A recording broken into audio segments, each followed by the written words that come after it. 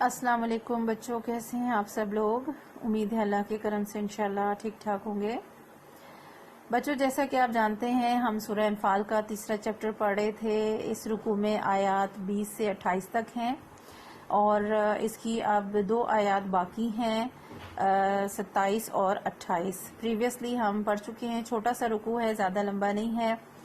ہم نے اس رکوع میں دیکھا کہ خاص طور پہ 2-3 جگہوں پہ مومنین کو مخاطب کر کے احکامات دیے گئے ہیں۔ پہلی آیت میں بھی مومنین کو اللہ اور اس کے رسول کی اطاعت کرنے کا حکم دیا گیا۔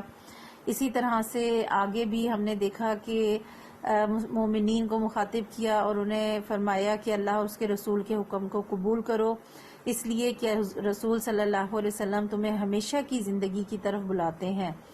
اور آگے ہم نے جو آیت پریویس لیسن میں پڑھی تھی اس میں بھی ہم نے دیکھا کہ مومنین کو وہ وقت یاد کروایا گیا جب بالکل مسلمانوں کا ابتدائی دور تھا، تو بہت کم تعداد میں مسلمان تھے اور بہت ہی کمزور تھے اور اس بات سے ڈرتے رہتے تھے کہ کہیں لوگ دشمن انہیں اچک کے نہ لے جائیں، ختم نہ کر دیں۔ تو اللہ تعالیٰ نے اپنی مدد کے بارے میں بتایا کہ کس طرح سے اللہ تعالیٰ نے ان کو جو ہے وہ قوت عطا کی۔ تو اللہ تعالیٰ نے فرمایا کہ انہیں رہنے کی جگہ دی، فآواکم، تمہیں رہنے کی جگہ دی، وأیدکم بنصرہ، اپنی مدد سے تقویت بخشی، طاقت بخشی، ورزقکم من الطیبات، اور پاکیزہ چیزیں کھانے کو دی تاکہ لعلکم تشکرون، تاکہ تم اللہ کا شکر ادا کرو۔ یعنی مسلمانوں کو قوت عطا کر دی، مضبوطی عطا کی، ایک قوم بن کر سامنے آ گئے۔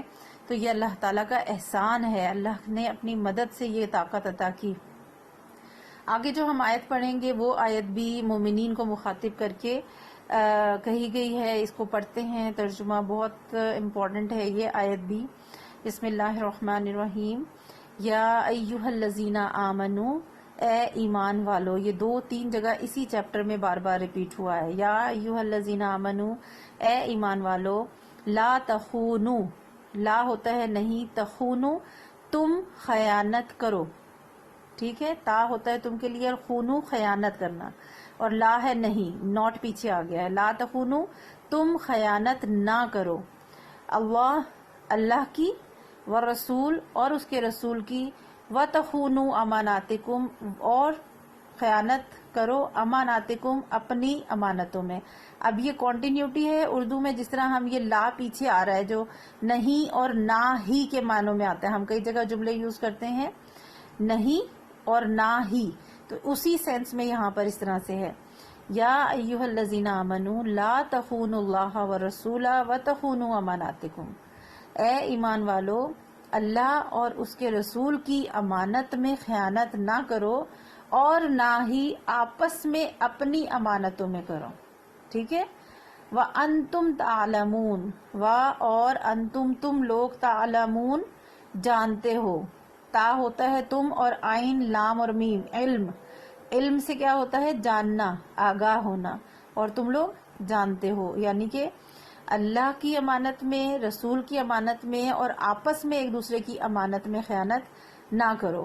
اب یہ یہاں تک آیت ہے، آگے اس کا جو لفظ لکھا ہے انتم تعلمون، تم جانتے ہو، مطلب یہ ہے کہ یہ کیا مراد ہے کہ امانتوں سے اور کیا چیزیں یہ تم جانتے ہو، یہ بات وضاحت کر دی گئی۔ اللہ کی امانت سے کیا مراد ہے کہ اللہ تعالیٰ نے جو دین ہمیں دیا ہے، جو احکامات ہمیں دیے ہیں، جو ہماری رہنمائی کے لیے قرآن پاک ہمیں دیا ہے، اگر ہم اس کو تسلیم نہیں کرتے، اگر ہم اس پر عمل نہیں کرتے، اگر ہم اس کو آگے نہیں پہنچاتے، تو ہم اللہ کی امانت میں خیانت کرتے ہیں۔ رسول کی امانت میں خیانت سے کیا مراد ہے؟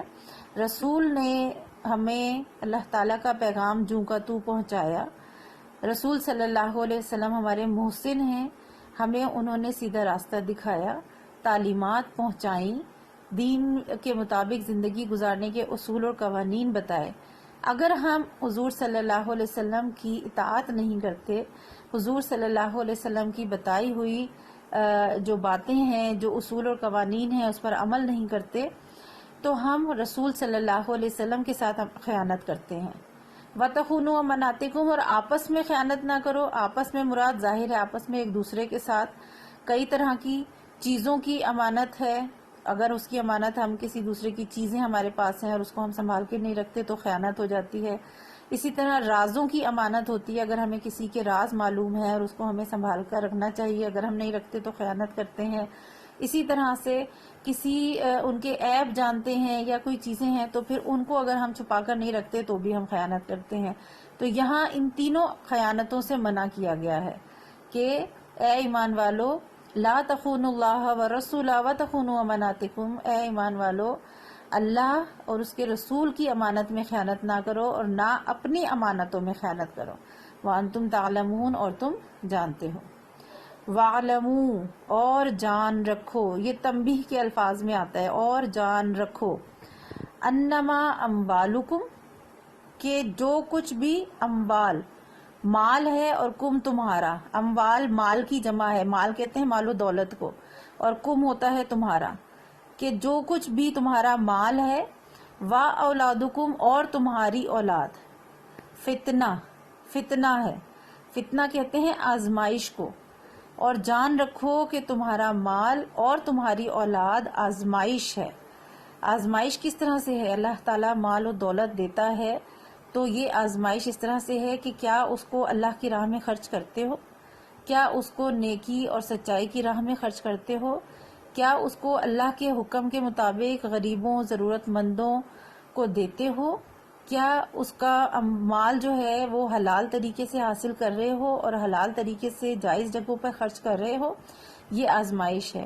اسی طرح سے اولاد، اللہ تعالیٰ اولاد دے کر بھی آزماتا ہے، اولاد لے کر بھی آزماتا ہے۔ اولاد دینے پر کیا اللہ کا شکر ادا کرتے ہو، اولاد کی تعلیم و تربیت صحیح کرتے ہو، اولاد کی خاطر، اس کی محبت کی خاطر اللہ کی محبت سے تو پیچھے نہیں ہٹ رہے، اولاد کی محبت میں حد سے آگے تو نہیں بڑھ رہے، اولاد کی محبت میں اللہ کے احکامات کو نظر انداز تو نہیں کر رہے، اولاد کی محبت میں کوئی غلط، کوئی ناجائز، کوئی حرام کام تو نہیں کر رہے، اولاد کی خواہشات پوری کرنے کے لیے دین کی حدود سے آگے تو نہیں بڑھ رہے، تو یہ ساری چیزیں جو ہیں وہ آزمائش ہیں۔ اس کے علاوہ معاملات میں کئی طرح سے آزمائش ہے۔ اولاد کی محبت اللہ کی محبت سے آگے تو نہیں ہے، انصاف میں، عدل میں، نیکی میں، کسی بھی لحاظ سے ان چیزوں کی وجہ سے اپنے مال کی خواہش میں، اپنی اولاد کی محبت میں کہیں دین سے دور تو نہیں ہو رہے،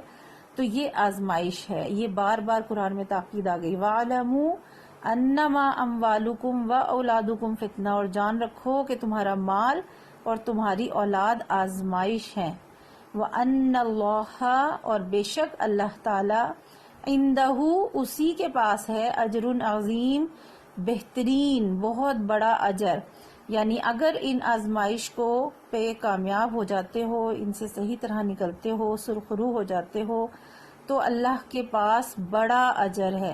یہاں بریکٹ میں آپ دیکھیں نیکیوں کا لکھا ہوا ہے، مراد یہ کہ اچھے اعمال کرنے والے، نیک کام کرنے والے، اللہ کی راہ میں خرچ کرنے والے، اپنی اولاد کی بہترین تربیت کر کے انہیں بھی دین کی راہ پر چلانے والے، تو ایسے لوگ جو اللہ کے احکامات کو پورا کرتے ہیں، اللہ کے مطابق زندگی گزارتے ہیں، تو اللہ کے نزدیک ان نیکیوں کا بڑا ثواب ہے۔ وَأَنَّ اللَّهَ عِندَهُ، اسی کے پاس ہے، اجر عظیم، بڑا اجر، بڑا ثواب۔